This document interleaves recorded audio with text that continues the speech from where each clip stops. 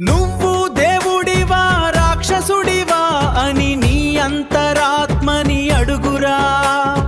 మనసు చెప్పేది నిజమైతే నీ దారి సరిచేసుకోరా.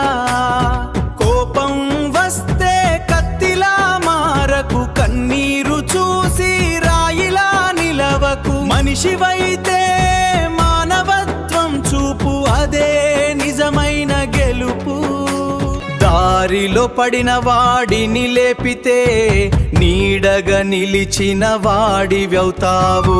నాశనం చేసే చేతి కంటే రక్షించే చేతి గొప్పదయ్యా.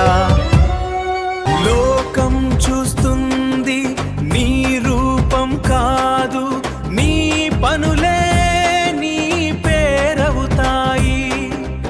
ఒక్క మంచి అడుగు